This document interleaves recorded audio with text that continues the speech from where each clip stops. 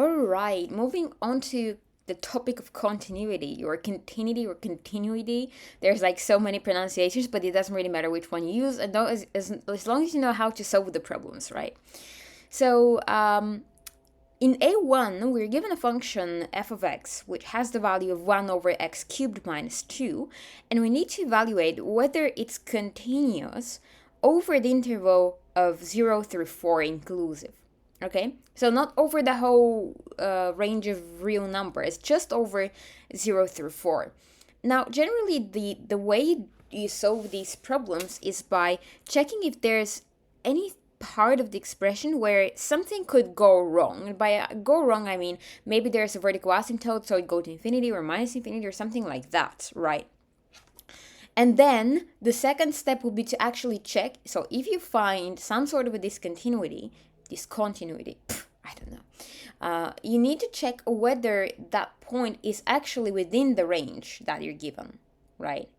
If it's not, then you don't really care about it.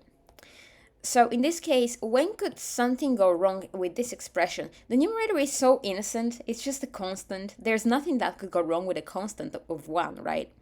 So let's take a look at the denominator. Now, when could things go to infinity? Well, things could go to infinity if the denominator is 0, right? Because I would have 1 over 0. So let's check when this happens. So when does x cubed minus 2 equal 0? That would be our sort of problematic or concerning point.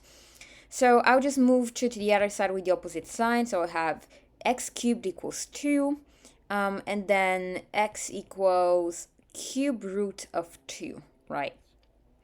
Now, what is cube root of 2? I don't remember the value by heart, but you could check this out on your calculator. So cube root of 2 is approximately 1.26. So did we find a discontinuity? Yes, because at this point at x equals approximately 1.26, the function will go to, there will be a vertical asymptote, right? So the function will not be defined. It will go to some sort of an infinity.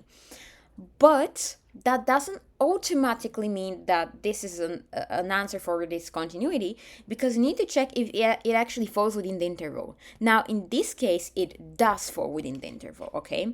So it belongs to the interval from 0 to 4. It's in between these two values. Therefore, we have, now there's a couple of types of discontinuities, right? You've learned about them. We have removable, jump, and infinite. In this case, because we'll go to infinity, as you can probably guess, this is an infinite discontinuity at x equals 1.26, okay? But in some other cases, you might get some value, for example, 8. Is that an answer? No, not really, because it doesn't belong to my interval that I've been given. So just pay attention to that in order to avoid any like silly mistakes.